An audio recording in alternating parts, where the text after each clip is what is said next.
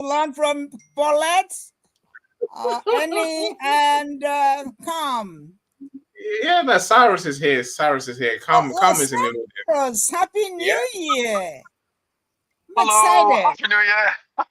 I'm so Happy New excited to Year. see I'm you guys. excited to see all of Happy New you. Year. Hi, Professor Rizal, I love you.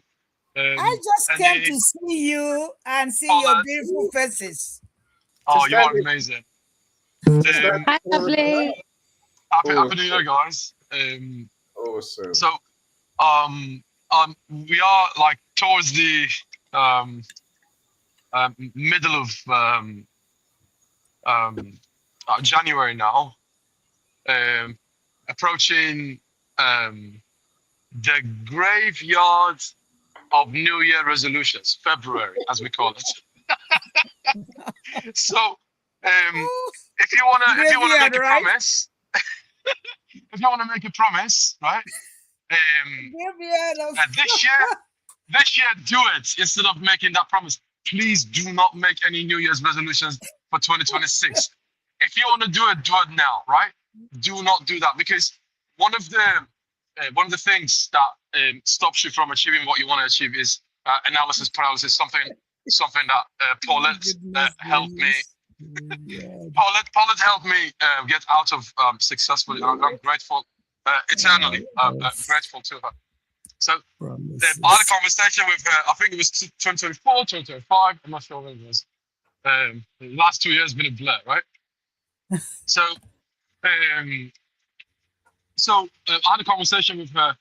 Remember, guys, if you stuck like I was a couple of years ago, talk to Paulette. She will either pull you out or push you out. I don't know. She will help you, depending which direction you're going. It's up to you to decide. So about greatness, I agree with Mike. So you gotta. It's like parenting, isn't it? You don't know half the time. You don't know what you're doing, but you'll somehow figure it out, right? In the same way that your parents figured it out and their parents before them, right? So, in my view, greatness is being scared but doing it anyway. I'm gonna leave it at that and carry on listening. If you need me, I'll contribute again. Thank you. So bravery is a thing, being brave, and maybe being intentional, being willing to put yourself out there and not worry about what others are going to think necessarily.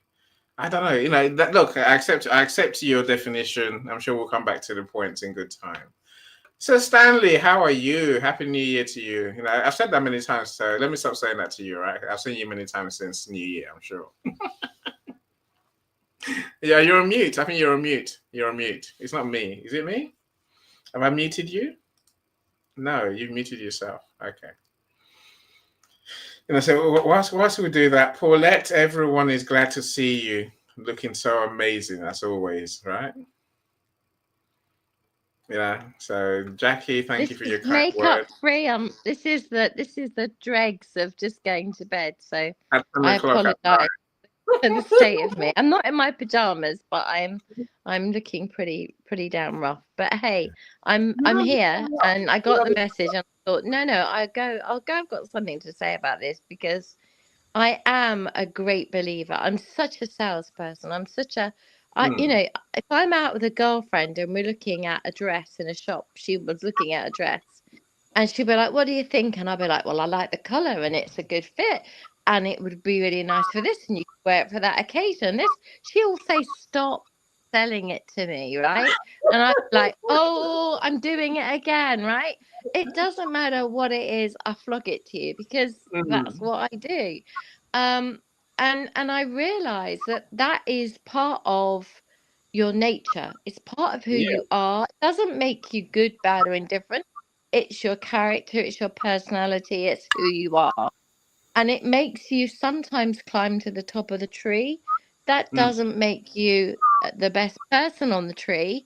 It just means you were the one that hit the sales numbers. You fluttered your eyelashes and you got there. But the point is, I've never ever looked down on anybody or anything. And if anyone ever said to me, you treat managing directors the same way as you treat the guys that pick up the garbage. And I'd be like, yep. And they'd be like, how do you do that? And I'm like, what do you mean? How do you do that? Isn't that what everyone does? And they'd be like, nope. I don't even talk to them. It's like, I don't talk to anyone below C-suite, me. And it's like, well, that's you. We're all different, right? But just remember a saying that I read a long time ago about the people that you tread on the way up are going to be waiting for you on the way down, right? Yeah, be And careful. I don't know the exact saying, but it's something like that. And it's quite true. And I have seen people fall from the giddy heights and bang their head on every single step on the way down. And people have just stood there and looked at them and gone, did it hurt? And walked away. And they really have created that environment. I created an environment when I was in senior management that everybody knew their value. And by doing that, everybody realized that if we don't have somebody who comes around with the teas, the sandwiches, and the coffees to keep us all fed and watered and happy, then we're grumpy and hangry and we won't be able to do our jobs. So they're as valuable as the person who's doing the £1 million deals. Because if we're all hangry, we're not going to be able to do our job. And so if you value Oh, so Stanley, where have you gone? Okay. if you value that person as much for what they do, and they do it with a smile on their face, the post guy comes in with his post trolley and chucks a pile of post at you, and you look at him and he's going, you got a lot today, you got fan mail. And he says it every single day, right? You got fan mail, and you know damn well it's going to be like complaints and bills and problems and whatever, but he'd call it fan mail, and he would say the same thing and make a joke of it every day. And it wore thin, but you let it go because he was fun. He smiled at everyone. He gave everybody fan mail, right? Is He that had greatness? Is that right? greatness? Kindness? Yes, Greatness? yes. He was so Is bloody happy in his job, Eddie. All right, Eddie, all right, okay, he all was right. happy. All right, hold on. All right, hold that thought. Don't confuse the two things, happiness and greatness. Don't mix them up because you will I kill don't know. one another. I'm not mixing it up. It's just a definition. I'll come to that definition in a second. So Stanley, I'm glad you came back. I was almost heartbroken. I was almost like, oh no, he's gone. I was like, oh no, he'll come back. But here you are. How are you doing? I'm doing great. Can you hear me okay, Andy? Loud and clear. Perfectly. Right. I was actually, and Happy New Year, by the way, and Happy New Year to everyone. I was actually in the process of multi-streaming. I noticed that you had that capability with StreamYard, so I thought I'd give it a try. So I'm not quite done with it, but we'll get there. But this is an intriguing topic, and to my earlier comment around everyone has an area of excellence, at least one. And unfortunately, many people don't view it that way. But in my experiences, certainly with what I do now with Power Thinking, which kind of came from experiences running different operations, companies, and even coaching my kids. I have two boys that play basketball, and one won a state championship, and daughter was doing her thing and is in business actually, at Meta, and son has a music company, another is a coach. What you learn is that people are not great at everything, and so folks will tend to look at the areas where they're not so great and then overgeneralize and say, well, the person's not great because they can't do this and they can't do that. But there is an area where they may be better than everyone. And I've always believed that. And when you brought up the topic of, people and excellence, it reminded me of one of my last experience working for someone. I was a deputy treasurer for the Commonwealth of Pennsylvania. And I had the responsibility of overseeing a department which was called the Bureau of Unclaimed Property.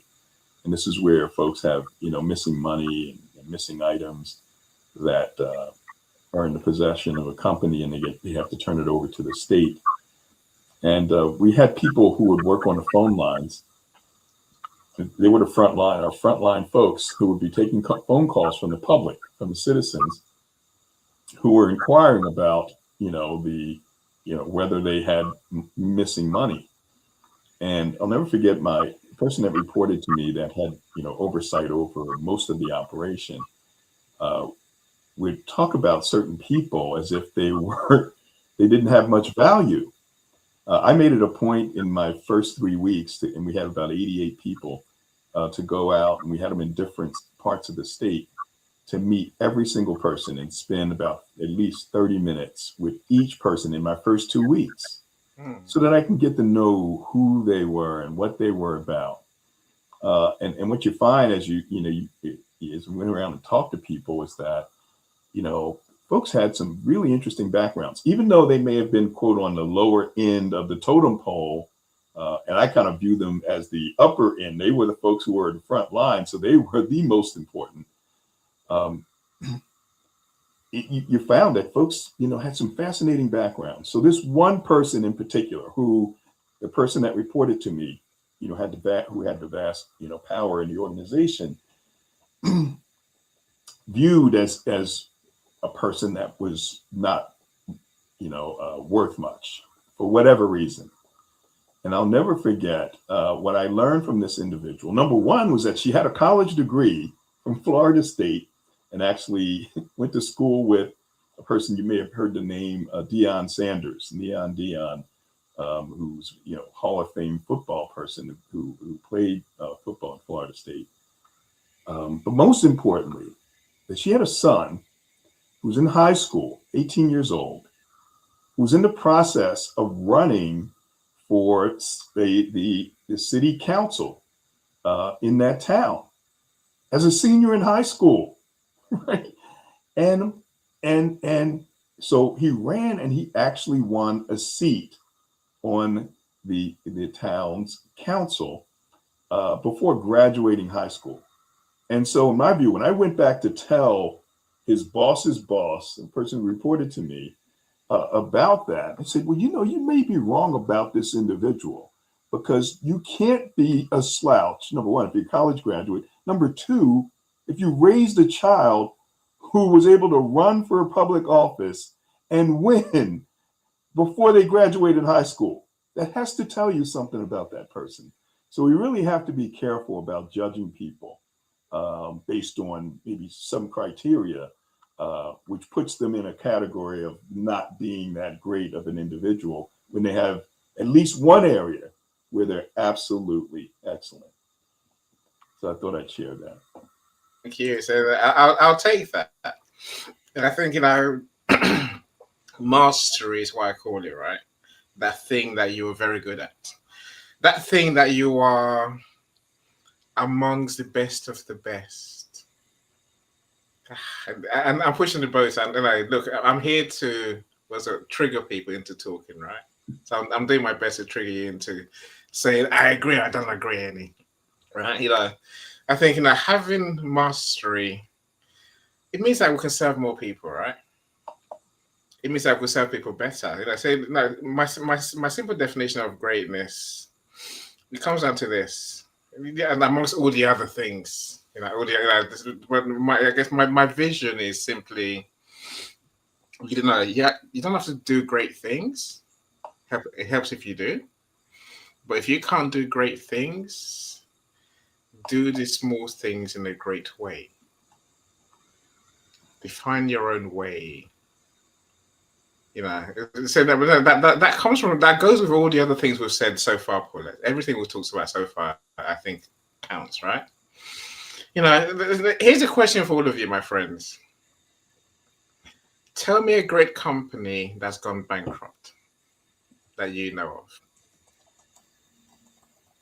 Tell me a great company that you know of that's gone bankrupt. Dell. Were they ever great? The fact is that I know what I'm doing, right? Again, the fact they've gone bankrupt means we question their greatness. We question their real. Are they at that level of greatness? Really? So most great companies that we know don't go bankrupt. They make money. They serve I more think people. there's I'd have to question you on that one, because you have to look at the country in which the manufacturing is being actually achieved. You have to look at the product quality that's going into said item. And we are competing now, and then we were starting to compete with the Chinese imports and the cheaper versions like the compacts, um the various other brands that came in, the IBMs that were being made overseas. You buy a component part, a Panasonic hard drive or this or that or whatever, but ultimately it's like a cake. You put all the ingredients, you make an item. My biggest issue was that Dell had the brand, they had a lot going for them. They're great customer service, but the problem was they couldn't compete on price any.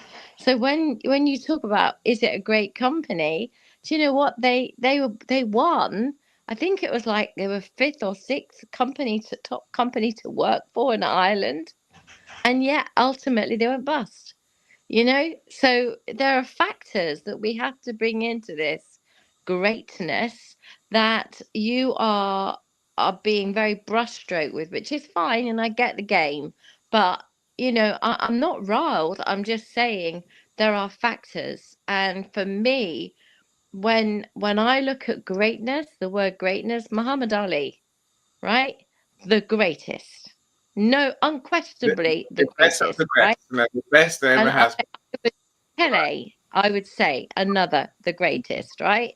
Many may say there are other brands, other names, but they're the ones that come to mind for me when you talk about the greatest.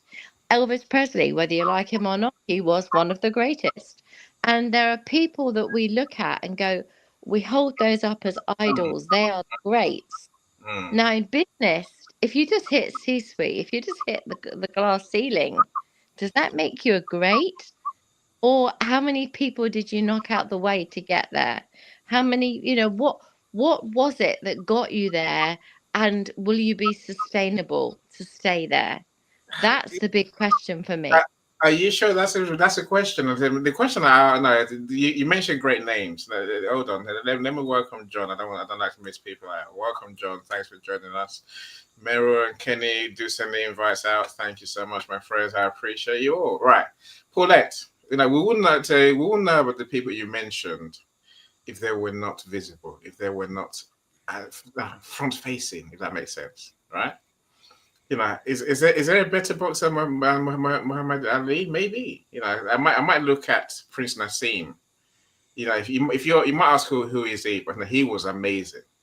Prince Nassim Hamid. I'm sure Cyrus knows who he is. He was cool. Really. And then he gave it all up. When he lost, and then he's bigger than me, and it's only 5'1". I'm saying, sustainability is part of greatness, Paulette. Surely. Because I think that speaks of something. Maybe it speaks of the leadership that you mentioned earlier, the kind leadership that you and Sasani have mentioned, right? A great leader is different to everyone else. They take the people with them, right? So we can unpick what a great leader is. Kind, visionary. I don't know. There's many more criteria, right? No, but maybe I want to come back to Stanley and also Dr. Roxana. In that, we've all raised, and you, Paul, we've all raised kids, right? And I think we would all say we've got great kids. Thank goodness. Touch wood. Mine's still growing. I'm saying that really, but what are we measuring that by? No, there's no right or wrong answer. But you all know this, right? I'm saying, what are we measuring our sense of our kids have done great by? It's a question. Are these? I mean, characteristics wise, are we talking about? Did we bring them up to be kind? Did we bring them up to have empathy? Did we bring them up to be decent human beings? Did we bring them up to be those things? Of course, we'd like to think we did all that. Yeah. Did we instill a bit of motivation, ambition? Absolutely. But ultimately, you know, I think the children of today are very different to the children of my child's 22.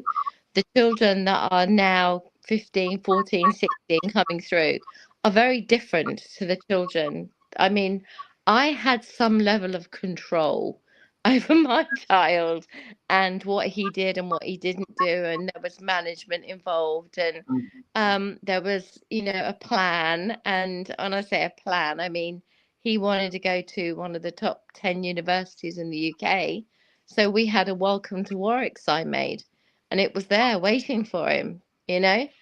And that was when he started his A levels, right?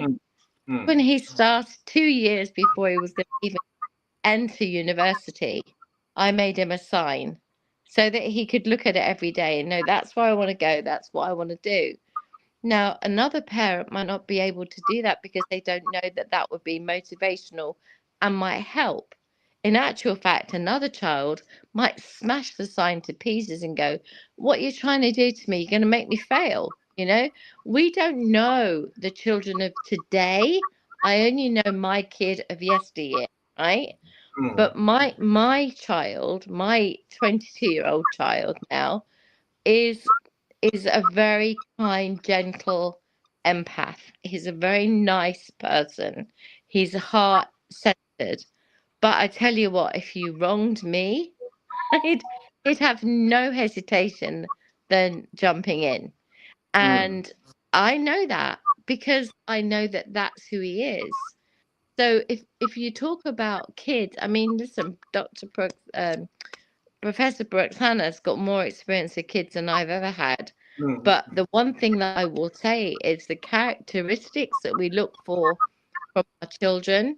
When you talk about religion, they're the same characteristics that religion instills in you.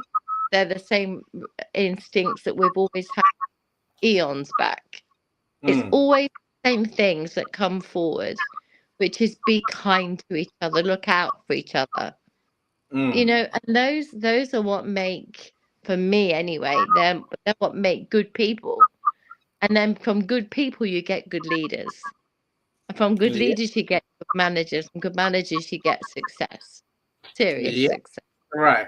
So okay, so kindness, empathy, ambition, success. You know, there's also, I think, you know, because I know you well enough for that, a sense of overcoming challenges. Can you say yes? Okay, fine. Okay. So Stanley, Definitely. you know, Dr. Roxana, who wants to go next? You know, how do you, you know, measure? You know, even I know you're not doing it by strict numbers. So how do you get that feeling that you got great kids? You know, for let's say characteristics, what do you say?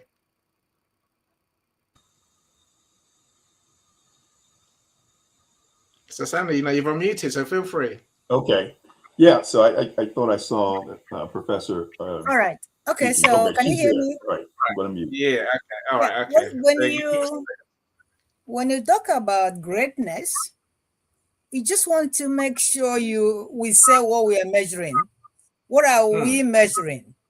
Because we could be measuring a lot of things. What is that we are measuring? If we are including kids, what are we measuring in them?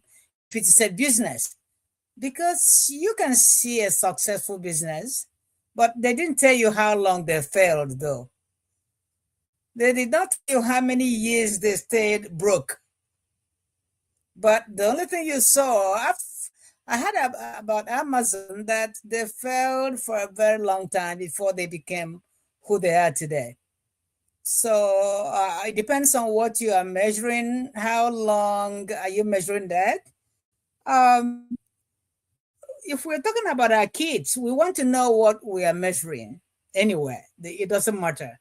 We have to clarify the values we are measuring. Is it what they do, who they help, or consistency in school or work? Is it that they are obedient? So, and you cannot just say that one is wrong and the other. But when we're talking about greatness, I don't think we can just define it as one word. So when we talk about greatness, we need to make sure we emphasize what we are measuring and what is the criteria for declaring someone a success or a failure. So that is what I mean. Greatness can be defined. We have to define it first before we start judging anybody. I agree. If I a child is good at maths, do we say he or she is great?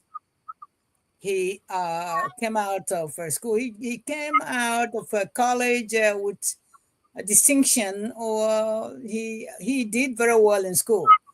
Do we mark him as great? Does it mean that those who did not make the valedictorian, does it mean that they are not great? So we want to know, what is the aspect of greatness? What are we measuring? I don't know if you understand what I'm trying to say. When you talk about companies, is it how long they stayed broke before they succeeded? So anyway, it could be, so the complexity. I can just tell you that so many companies, so many people, so many businesses anyway, they didn't just come out and started thriving. They failed here and there, and failure taught them lessons, and you learn a lot from failures. I don't know who failed, who has not learned from failures and is still going. Anyway, I agree with you entirely. I think the challenge is, the number of times you can rise after having been knocked down. I think that counts, right? Look, let's make it simple. In business, they look at only two things. But we're here to say, look at more things. That's why I've got this amazing panel of people and the audience to say, we can't just look at growth and profitability. Yes. That's what everyone looks at. Let me also say this. Is it because they deliver what they promised all the time? Is it the way they handle challenges professionally? Is it the way they do business ethically? What are we measuring? What do we call greatness? Because I just want us to make sure we define greatness. If only we could. I'm not sure whether we can. Build long-term relationships. Is it because they build long-term relationships and whenever you go there, they treat you well? Is that the greatness we are measuring? And if that is what we are measuring, that has to be defined, though. You see, again, I would say to your customers, that's probably what matters most to them. You'd be surprised. Yeah. But then again, you can't ignore delivering on your promise. You can't ignore serving people, can you? You can't ignore innovation, creativity. It's all count, surely. So let's talk to Sir Stanley. Let's see what Sir Stanley has to say when it comes to how he judges his kids' greatness. Sir Stanley, go for it. Talk to us. Yeah, it's a great question, and so thanks, Professor, because you gave me an opportunity to think a little bit about that. And when I find that I feel that I was successful as a parent when I talk to people or when I hear from people associated from each of my kids who would say real positive things about them. So it kind of reminds me of one of the things that I present when I have companies and working with their employees. And you all probably heard of this. It's the kind of the 5 types of power that you can have. And I don't know if I can recall all, there's certainly legitimate power that folks have. And so when I look at my kids, they're in positions where they, have some, people reporting to them and working with them. And certainly because they're in a certain position, they could say, okay, well, you do this or that because, I'm the boss. I have this title. And then there's a coercive power where you have the power to penalize people in part because of your position, and you certainly use that.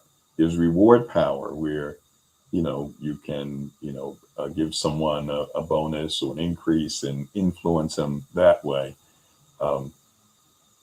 There's information power where you have the power of knowing, a lot of information, and you can decide, who to parse that info out to. You may tell someone, oh, look, I have to kick you out of this because I'm discussing something that you have to have a need to know, or you're not in the circle to know that. So you have that power over them.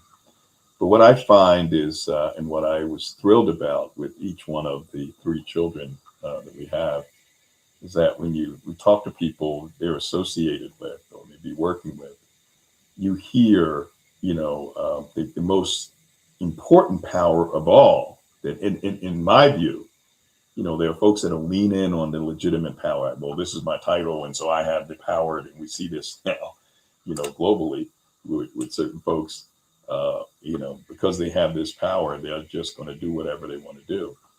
But what you hear is the one that I am so intrigued with, and that is referent power.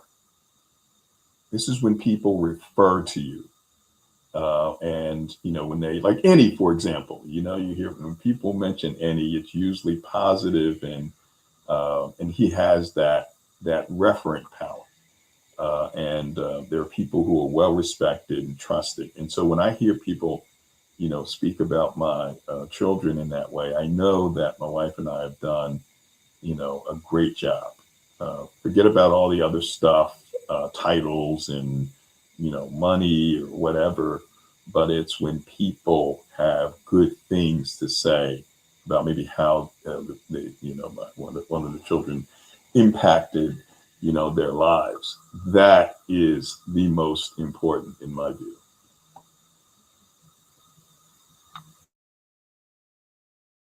That's a good way to look at it for sure. I think that's the 5 types of power. It's a very good way to look at it, and it's impacting people counts. I'm sure we agree. Here's one for all of you. So let me work on Tom. How you doing, Tom? No, Joe, not Tom. Joe, I thought it was Tom. I was like, why is Tom in a suit? Joe, welcome. I see you. I see you as well, James.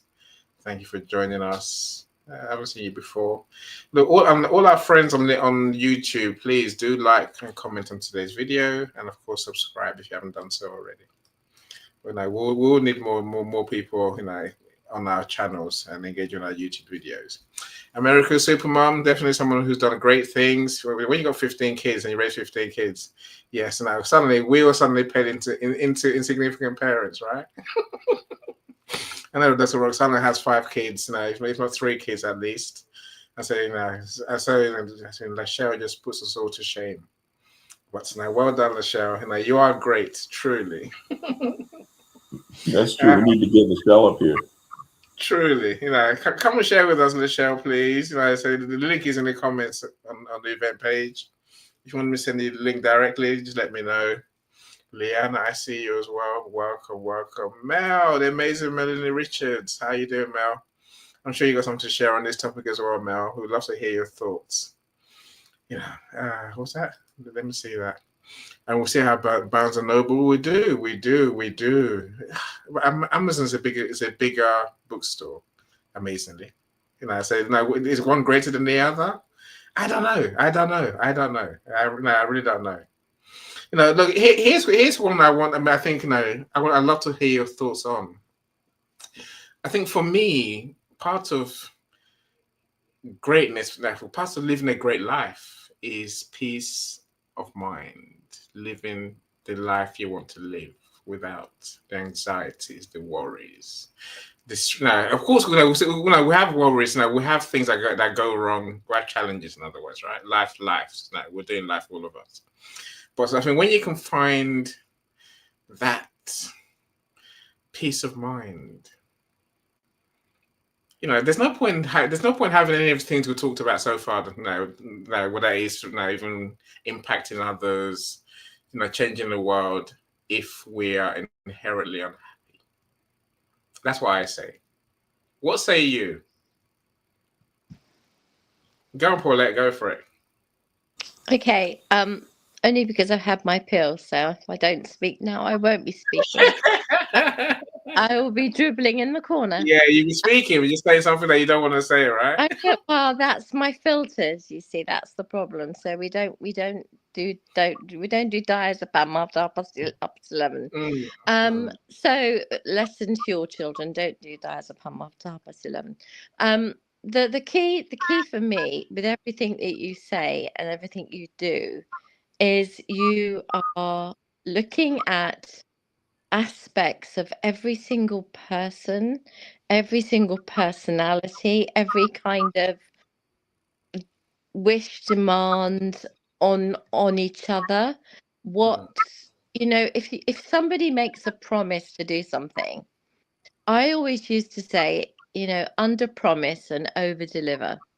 The famous saying, right? That way you get great customer service, customer feels good about it. You feel great because you did a good job, and they come back again, and so we go on. But I would say that to everybody, even in customer services, every single person that was interacting with customers, I would say it to. Every person, I would say to them, internal workers, you are customers of each other. So therefore, the same thing applies. Yeah? Under promise and over deliver. And then you will be the person that people will come to because you're the one that helps get the job done, and you will go up in the line of importance within your department because you're doing a good job. And so if you lived by that motto alone, you would see greatness, right? Because by just the fact that you haven't made yourself out to be, I couldn't get in a ring with Muhammad Ali. He'd smash me to smithereens if he was that way inclined. I right? would, but I'll just lay down. I'll get him to just lay down and say, yeah. Or maybe I did. I probably offered some of my diazepam. But the point is, after kicking him in the shins, I'd run, right? we have different characteristics, different skill sets, right? But put me in a boardroom with him and I'd run rings around him. So the point is, we play to our skill sets, we play to our whatever it is we're great at. My postman, who used to walk around and say, you got fan mail, and I'd be like, how can you say that 100 times every day to 100 people, right? And he'd put bows on our fan mail and all this, not an elastic band. We'd get like a bit of ribbon. He was as happy as anybody in his job. And something, what more could he want? He went home. He had enough money to pay his bills. He was happy in his job. His life was content. And I think there is something about that, about the person who is happy. And we all need those people in our world, because we've all got those roles in our lives, that we need the corner shop person to open and be happy in their job. We need the person who does this or does that or whatever to be happy in their job and to succeed in their job and to succeed at their level, at the best of their ability. And so I think if we all play to our strengths and we all find out what they are, and that's something that takes time. Maturity brings a lot of things with it, apart from wrinkles. It brings a chance to look back in the mirror and go, oh, I see when that happened. I understand why I feel that way about X, Y, and Z. And retrospective learning is some of the best learning in the world, because you go, I wouldn't make that same mistake again. That same thing wouldn't happen to me again, I say, because I know what the outcome would be potentially, right? So I think when you're playing to your skill sets, when you're playing the hand that you know, right? If you're a great table tennis player, then be a great table tennis, be the best great table tennis player. Don't then take up hockey and expect to be as good because you've been playing table tennis for whatever it is, 100,000 hours, and you've just taken up, hockey and wonder why you're not very good at it. There is something to be said about understanding what you're good at, why you're good at it, what people see in you, and what you deliver and what you bring to the party. And then from that, you go, right, now, where do we go? Yeah, imagine if you could become a world beater at hockey as well, Paulette. Imagine what the world would say. They'd be like, "Wow, you are Some great." people can. They take up golf after they've given up football and become great at it. I understand there is those kind of people out there, but generally speaking, you have a set of skills that are transferable, but generally we tend to stay in a lane. We tend to stay in the lane that works for us, I think.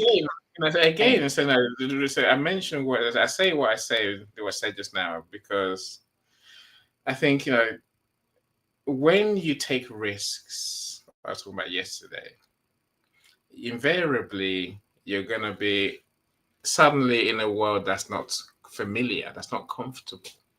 Suddenly in a world where you become almost the dumbest person in the room, in most rooms, until you have that maturity, until you give it long enough to learn enough to be able to, perform or think at the level of the experts in that field. And I think, there's something there where you're willing to give up your comfort zone and to go into a new world. Whether you're creating or delivering, I'm saying there's something there. I just think there's something magical there, which gives you more strings to your bow, even more greatness. Literally, if I'm going to invent something about sustainable energy, for example, I have no idea what I'm talking about. I ain't got a clue today. I have no idea, right? And if I had to create something that truly helps the world, I expect the world to say, you've done something great. But for a long time, I will be the dumbest person in the room whilst I'm learning. That's my personal thought. Let's hear from everyone else. Like Cyrus, you've been quiet for too long. I'd love to hear your thoughts on this topic, really. Where does happiness and peace of mind fall into people who are great? I mean, look at Mr. Amazon guy. He spends all those years building the business and divorces his wife when he gets to his 70s, right? Is that greatness? I don't know. So Stanley, what do you think?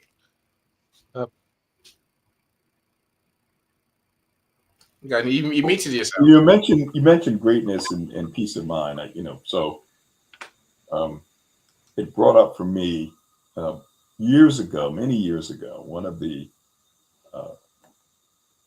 I used to kind of laughing when I say this. Used to listen to different speakers, Tony Robbins and Les Brown and so forth. But one of my favorites was a guy by the name of Brian Tracy. And at that time he had cassette tape, so it was a cassette tape series that moved to CDs and then digital. And he's produced many tapes, and sets and speaker series. But my favorite and the foundation for a lot of what I do today and what I did, in different capacities, was called The Psychology of Achievement. And so in my younger days, I thought success was all about how much money you can make, right? And, and the positions you climb to and so forth. And it was all about that. And, and that's stressful. And so he would lay out the 5 keys to success. So he said, number 1, and I thought, okay, yes, financial, it's money. And he said, the first one is peace of mind. And I go, what? Peace of mind? And, without peace of mind, nothing else really matters. And then the second was high levels of health, physical energy, The third, loving relationships. The fourth was financial freedom. You have enough money, not that you're a multi-billionaire, but enough money where you don't have to worry about money. For some people, it's $10,000 a year. For others, $2 million wouldn't be enough, right? And then the fifth was worthy goals and ideals. And then the sixth was self-actualization, the feeling that you are becoming everything that you are capable of becoming. But it started with peace of mind. And that stuck with me. In fact, to this day, sometimes on my events, I would, many times up until recently, I would have the Power Thinking Corp app equals peace of mind, because I do believe that is so important.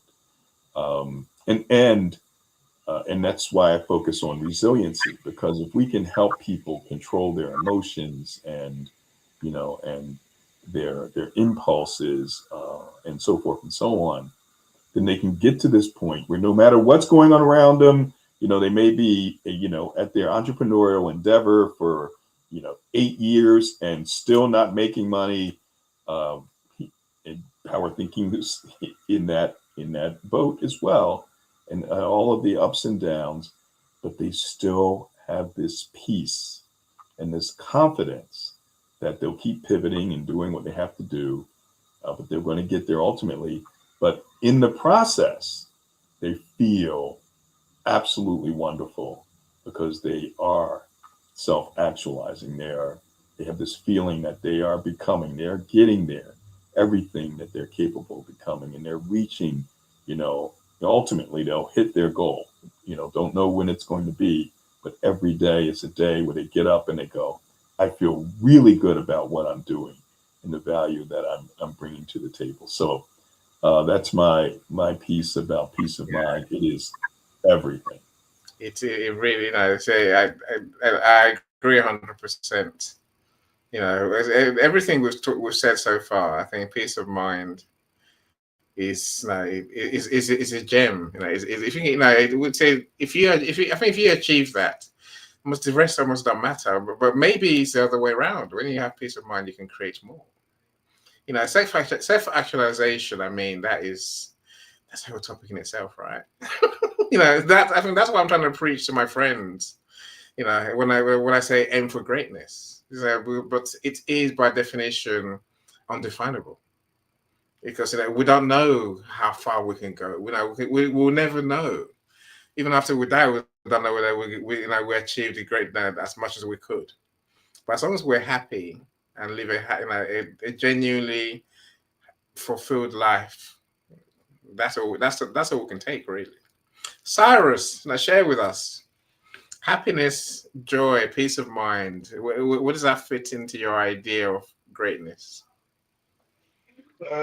So before I talk about being content and being happy, I just wanted to say, I just took a few notes, continuing what the great people on the stage were mentioning, Paulette and Stanley and yourself, and before you guys, Professor Oksana.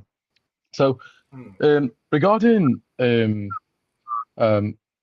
being great, when you talk about being great, inherently you're talking about some level of performance on some level. It could be emotional, it could be professional, it could be anything, right? Because you being great, you're judging that person, and there is some sort of judgment, and you somehow rank and rate that person, right? In the levels and the ranks of greatness. Like in the most recent case of that greatness, we have the word GOAT, greatest of all time, right? So or one of my wine brands, greatest of all time. So that's I'm just name dropping here, right? So in terms of performance, people who are in this room mostly are business owners. I'm going to share something really quick with you. You got high performers, mid performers, and low performers. How do you know from the first moment of meeting them in networking events? How do you know somebody's high performer, they cannot have enough of pressure. They're like, give me more pressure, give me more jobs, give me more tasks. How do you know that person is a mid performer? Every event they go to, they complain about lack of respect. They complain about pressure, and they perform all right if you give them a compliment. So they seek compliment, they seek acknowledgement. How do you know it's a low performer? Low performers, they barely get anything done. They're just usually like, get the pressure off me, please. Okay, I've had enough, right? I have had enough. Mentally speaking, what they're communicating to you is, I'm old, I'm at the end of my tether, leave me alone, and I can't perform anymore. Discontinue the pressure. Okay, take the pressure off me. So in terms of greatness, one of the things that we haven't talked about in this session yet is the environment. You know, when people ask me, when I give that example of the bottle of water, how much is the bottle of water? Every time someone asks me, how much is the bottle of water? I always answer the question with a question. Where is the fridge you're selling it out of? Show me the fridge. What kind of fridge you're selling it out of? Because the same bottle of water can be sold for $3 in your corner shop, $5 in a musical event, $20 in the middle of the desert, like a concert or something. So where you are affects your performance. Why is it when your kid is not performing, you change your neighborhood, you go to a better school, and all of a sudden your kid turns into a bloody genius? What's happened? Has the genes changed? I don't think so. It's the environment. The environment is the invisible puppeteer, right? That's what I call it. So now, in terms of happiness and being content, you will be as happy as you allow yourself to be. Okay, so because that is something extremely internal. Okay, so it's one of those inner workings of the mind, and they call it inner working for a reason, right? So it happens inside you. It's an interpretation of whatever the hell that is happening to you. So you could be hungry, you could be thirsty, and you can still be happy because you're at your child's graduation party and you're filled with pride and joy. But on a Sunday, when you're in a mood, you could be in a mood in your own lounge, in your own living room, and watching TV, wondering why the lunch is late, why the dinner is late, right? Or you're bickering with your husband or wife. So you are as happy as you allow yourself to be. Yeah, thank you.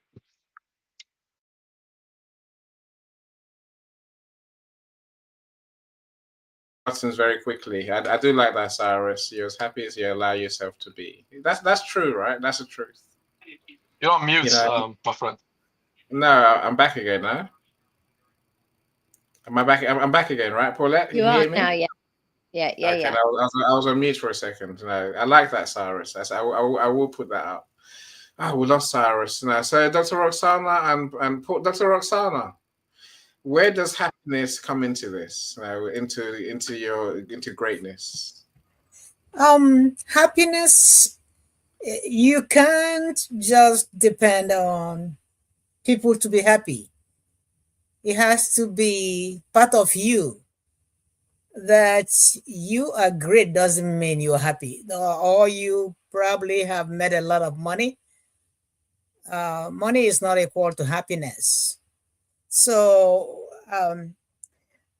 if you are great, you are able to make big decisions, you have a growth mindset that allows you to raise your standards, upgrade your systems, increase your prices increase your prices, improve your positioning, pursue partnership with people around you, stretch into new rooms, and don't give up always or easily. Because I already said that a lot of great companies failed a lot.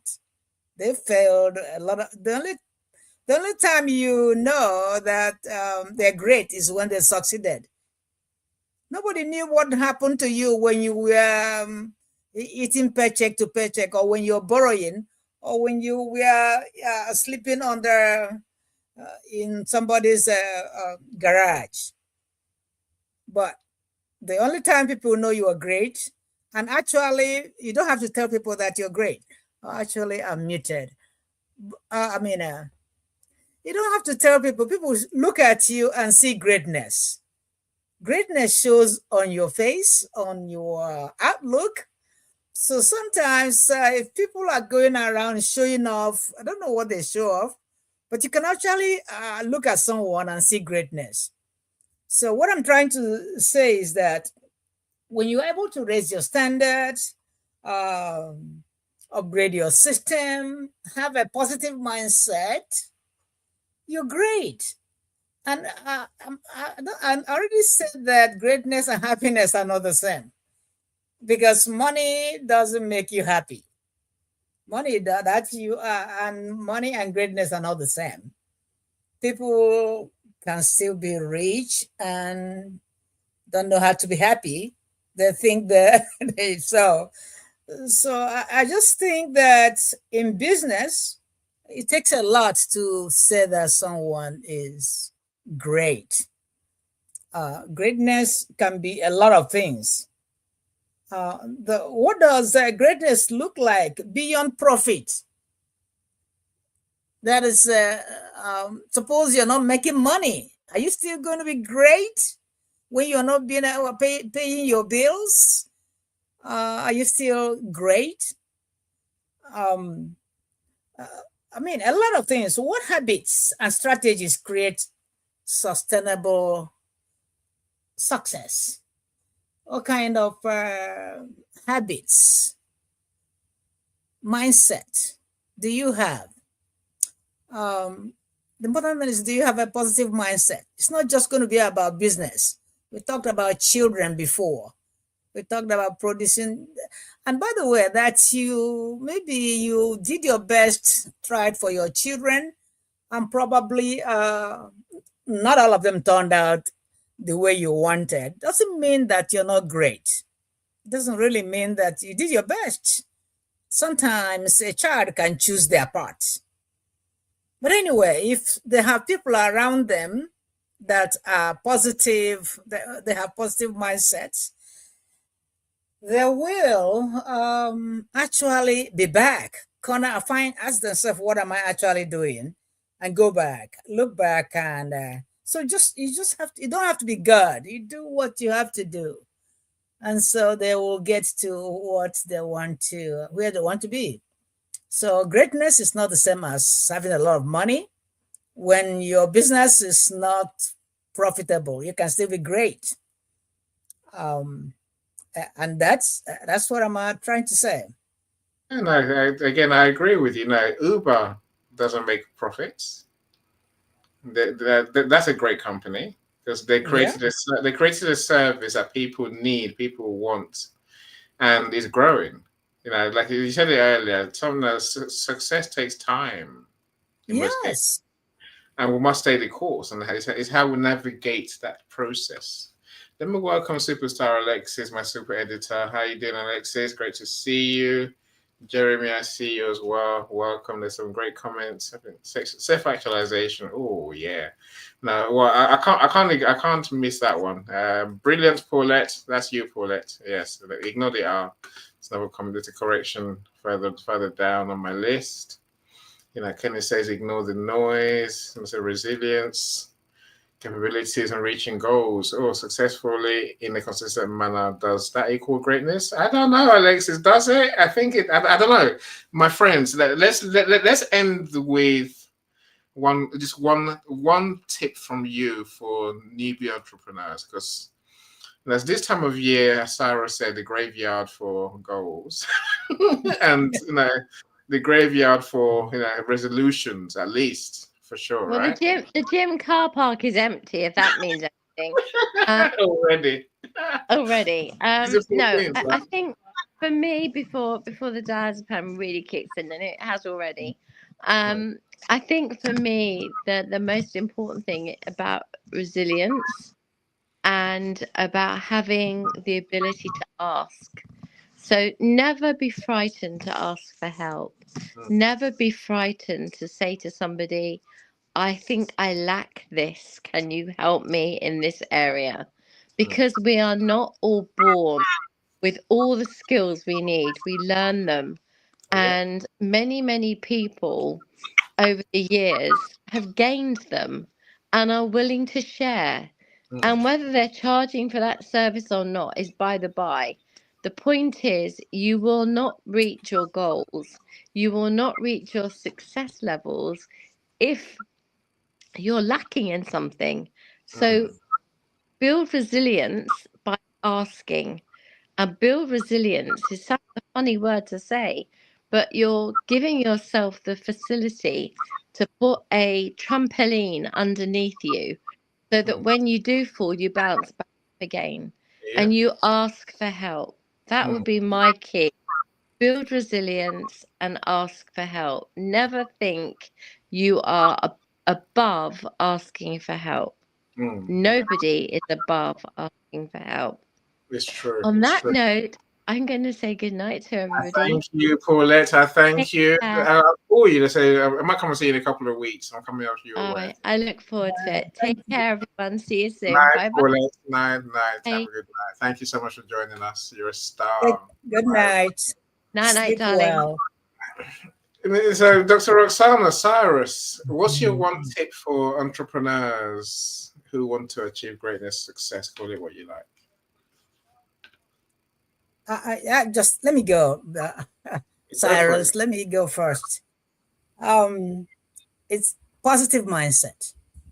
The company that has a positive mindset has greatness. That's what I said. If they had something to lose, but they lost something, this didn't work. So, what is this teaching us? They fell forward. A great company always fell forward because every entrepreneur faces rejection, slow seasons, mistakes, unexpected costs, marketing that doesn't work. But after all this, do you lose hope and flip out? So every great company should have a positive mindset. Whatever comes after them, they have to use it as a learning experience. That's my take. That's my take. Thank you so much. Now, failure is a good thing. Failure is a way we learn the most. And I also love the edge of going to the edge. I used to love going to the edge of everything, right? Edge of bankruptcy, edge of disaster, edge of, can I do it? Can't I do it? Because, that's when you really find yourself. I agree with you there, Dr. Roxana. And mindset obviously covers a lot of different things, right? I say it's not just thinking, it's thinking, doing, like you say, learning from mistakes, rising again, and so on and so forth. Entrepreneurs to be, if you want to achieve greatness, now focus on your mindset. I agree with that 100%. Cyrus, what's your big one to leave us with today, my friend? Cyrus. Okay, so you guys have said all the good things. That makes my job difficult, very, very difficult. I'm going to share something with you in the form of a question that you need to ask yourself constantly. Okay, so here's a question I want you to ask yourself and answer it to yourself. Don't answer it to me or anybody else, just answer it to yourself. So here's the question. How long does it take me from the moment that I'm hurt or I'm bored or I had an argument with someone or whatever, to the moment I go back to my baseline? The baseline that is my creative zone, right? So that enthusiasm, that happy you, right? From the moment you hurt or bored or the train has been derailed, okay, how long is it going to take you to go back to the zone again? This is how a lot of people get derailed and their businesses get derailed. Family feuds, family difficulties, arguments with partner, arguments with other businesses, deliveries late, etc., etc. From the moment you, excuse the language, please, from the moment you're pissed off to the moment you back to your happy, content, creative zone, how long is it going to take? So every year, this is called progress. Every year, you make that time difference shorter and shorter. Some people are so advanced, mentally speaking, and entrepreneurial speaking. They're so advanced between the moment, because everyone gets pissed off. But from the disappointment to the moment they are back to creative zone, some people, it takes them 2 hours, 3 hours, max, right? So, and if you feel the job that you're doing is difficult, remember that the Wright brothers, the ones who actually invented the airplanes, right? They didn't have proper stuff, but they created stuff, right? There were a group of them, created team, learn from them. I have learned from them. I have created my team, right? So learn from them. Find good people like yourself. You're a good person. You deserve the best. That's I'm going to finish on this. Wright brothers, every day they used to go to a field. They used to take 5 sets of everything with them. 5 bumpers, 5 wheels, 5 wings, whatever, right? They used to take 5 of everything with them. Why? Because they knew they were going to crash. They were preparing for 5 crashes. So they weren't afraid of it. They were preparing for it. Okay, so remember, shorten that period of disappointment, between disappointment and going back to our creative zone, and thank me later. That is going to be really helpful to your business. Okay, so remember, it should be shorter, that period of time. Thank you. I love that. I think preparing for failure is a necessary thing in life. Preparing for when things go wrong. It's not failure; it's a chance to learn, right? So I agree with you, Cyrus. I think we need to have that emotional maturity, emotional regulation. I think that's what it's called, right? Now, some people literally, something happens, they deal with it as something that's happened. They don't judge whether it's good or bad. It just happens, so they just deal with it. They don't get derailed emotionally. They don't get derailed psychologically. Literally, it's what do I have to do next, and they just get on with it, right? So I agree with you. I think and taking action, taking the right steps every day is part of greatness. Surely, taking the right. Well, Eddie, to be honest, I'm sorry for interrupting you, but to be honest, it's easy for us to tell people shorten that length of time, right? But a lot of people use doping. They use alcohol, they use drugs, they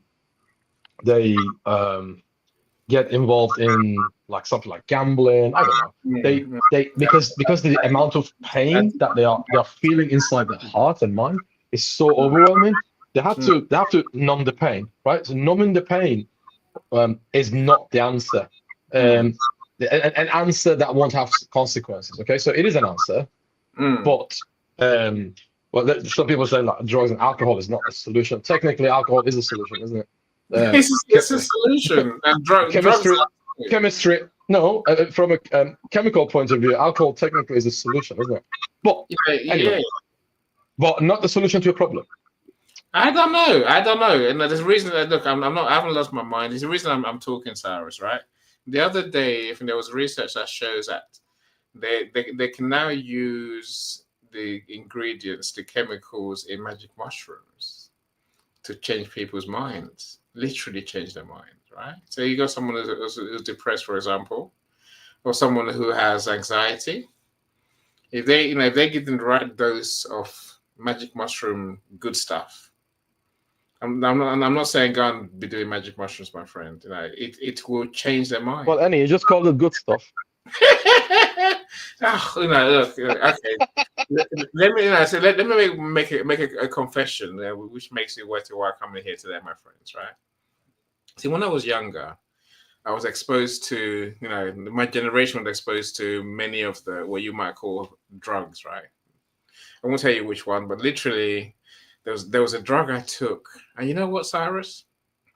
The next morning I woke up and I thought, damn, everything's changed.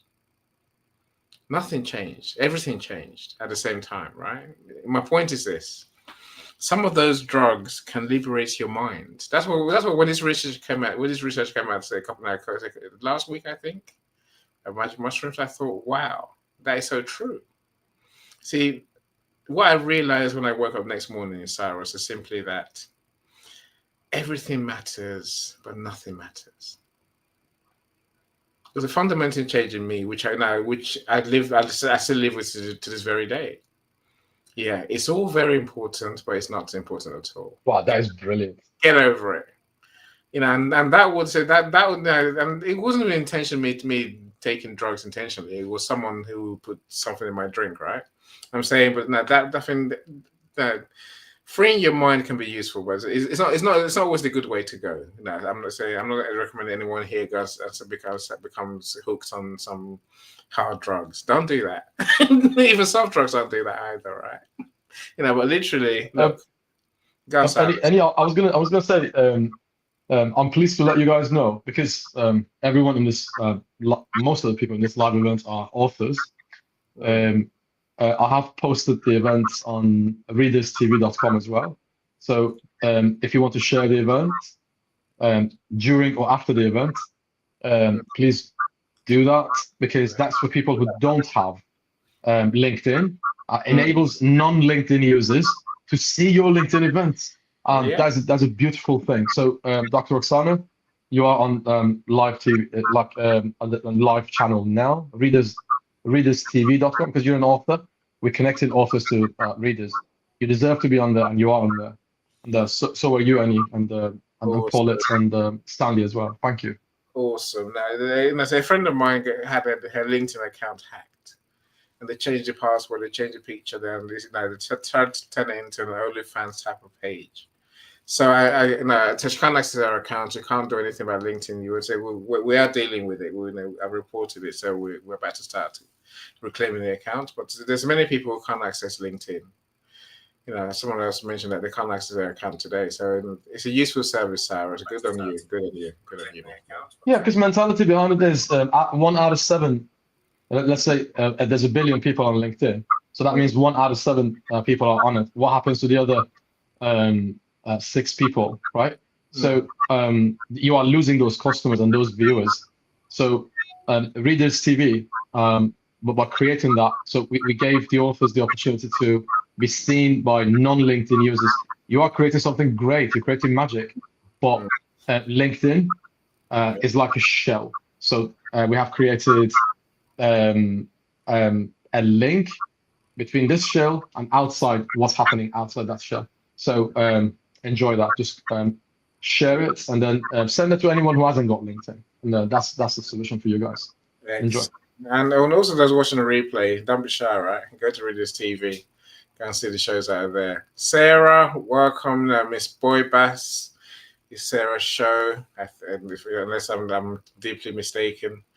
They always have interesting topics. So do connect with them. Do go to some of our live events. They're always useful. Dr. Marcia, how did you see you? So welcome. Glad you're here. Of course. Thank you so much for being here. Our leadership experts, especially from a Christian perspective, and multi-time author as well. So thank you so much. Dr. Marcia is amazing. She has events as well, so do connect to that. Do go along. Cyrus, and I said, look, I might say there's one thing I want to pick up on, right? The importance of our environment. We're about to go. I'm not going to keep you any longer, my friends. I got a long trip in the morning as well. So, Cyrus, the environment thing, I don't know. I don't know how to take it. I don't know what to think of it. Something tells me people who do great things do it almost despite their environment. Someone was talking yesterday about sovereignty. Michael's about sovereignty, having a choice, and deciding what we do. I think you're right. Yeah, you're right. But my point was it plays an important role, right? It plays a very, very important role. So if you are sat in a really, really clean stadium, right? You will not leave your litter behind. You will put it, when you see 100,000 people are sat in that stadium, right? Everyone keeping the stadium clean, hypothetically speaking, right? When they leave, nobody leaves no litter behind. No chance in hell you're gonna be littering in there. You're gonna find the closest bin, because people, mostly, whether they believe it or not, they are conformists. Okay, sociologically speaking, they conform to the environment. They want to look good. Let me give you another example. Why is it that what's the number one rule? That this is for people who have a business and they have a presence online. Learn this from me because I learned it from somebody else, and I'm so happy I learned it. What's the number one rule that somebody would share your link? Number one rule is you will share it if it makes you look good. Okay. Right? Okay. People never share stuff because it's helpful to others. People always share stuff because it makes them look good, makes them look helpful, and it satisfies that need inside their mind. So therefore, the point I was trying to make was environment plays a great role. Yeah, you are right. There's this thing called sovereignty and being independent. Yes, I'm not refuting that. I'm not denying that. I am agreeing with you. However, environment is very important. Look at the kids who are not performing. Once they change their school, performance gets where it's supposed to be, and the parents become extremely satisfied with that performance. Right? Why? Because they in that school it is expected from them to perform best. That was my point basically. Okay, no, so I accept the point. I think we're going to talk about this in more detail another time, right? Is your environment holding you back in business, really? And I think this is a conversation there to be had, right? There's many reasons I say what I say. I hear you, Cyrus. Alexis, relevance and environment matter when measuring performance and what can be considered greatness. This goes back to what Dr. Roxana was saying and Paulette spoke about. I agree with you. A lot of happiness comes from within. Kenny, I agree with you on that too, my friend. Thank you. Look, my friends, we do have to go. I'm going to leave with Sir Stanley's Power Thinking video so you get to understand what power thinking is. Look, download the video. Download the app. Is free. It's free. So download the app. Now, so Power Thinking is on every Wednesday night, twice a day. So it's on tonight at 2:30 my time. What's that your time? 9:15, 9:30 EST, I think. So if you're awake, it's always worth joining. It's a half an hour show. You get some resilience tips and power thinking principles, mindset principles. So do join if you can.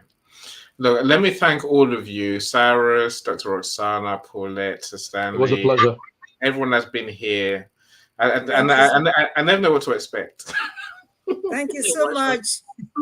Yeah, and great to see you, Prof. I'm so glad you've done what I asked my friends to do, which is I hope your New Year's has started off with a bang, and let's take this year by storm.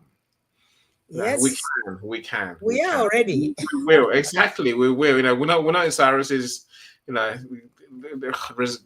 Year's resolution graveyard. No, I'm not in that graveyard. Absolutely. I am not. Exactly.